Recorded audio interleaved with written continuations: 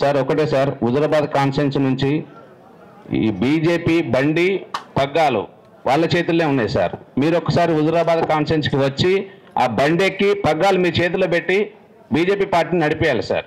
ఒకటి సార్. దాని తర్వాత బీజేపీ పార్టీ మిమ్మల్ని కరెక్ట్గా యూజ్ చేసుకోలేదు సార్. నాకు తెలిసో తెలియకుండా మాట్లాడుతున్నా సార్.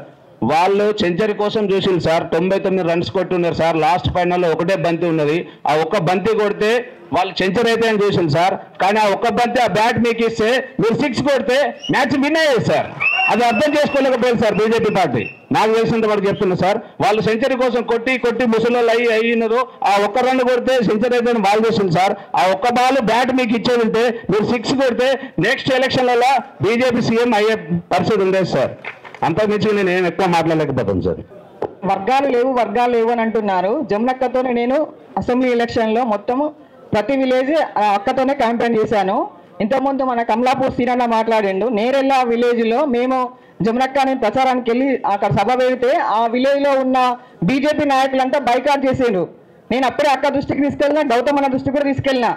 ఏంటక్క ఒక్కరు కూడా బీజేపీ అంటే పాత బీజేపీ ఒక్కరు రాలేదు ఏంటంటే వాళ్ళంతా బైకాట్ చేసిందని చెప్పిండు. మరి ఆ బైకాట్ ఎందుకు చేసిండో మాకు అర్థం కాలేదు. ఇప్పుడు మొన్న హుజురాబాద్లో సంజయ్ అన్న మాట్లాడతారు, నాకు హుజురాబాద్లో మెజార్టీ తగ్గింది, ఎందుకు తగ్గింది అది మీరు ఆలోచించుని అని చెప్పిండు. ఇప్పుడు నేను ఏదైనా సవాల్ చేస్తున్నా, రాజేంద్ర అన్న పార్లమెంట్ ఎలక్షన్లో రాజేంద్ర అన్న మనకి ఎవరికన్నా ఫోన్లు చేసి మీరు బీజేపీకి ఓటు వేయద్దు, బండి సంజయ్ని గెలిపించని చెప్పినా కూడా మనం ప్రమాణం చేద్దాం. చెప్పింది ఎవరికన్నా చెప్పలేదు కదా.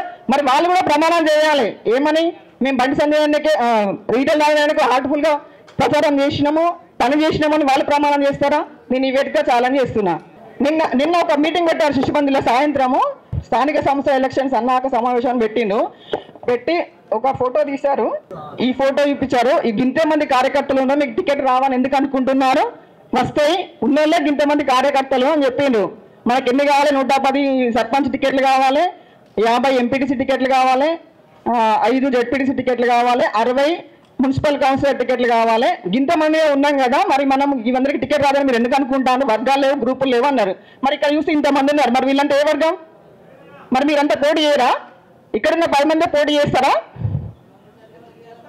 అంటే వీళ్ళు గివల్లే బీజేపీలు అనుకుంటున్నారు. మరి వీళ్ళంతా బీజేపీలు కాదా? మరి వీళ్ళంతా ఏ పార్టీ? మరి మీరంతా పోటీ చేయరా? అదే మరి అన్నకు రిక్వెస్ట్ చేస్తున్నా, మరి మా భవిష్యత్ ఏందన్నా, మరి మీరు వస్తేనే మేము పార్టీలో ఉంటాం, లేదంటే మా దారి మేము చూసుకుంటాం.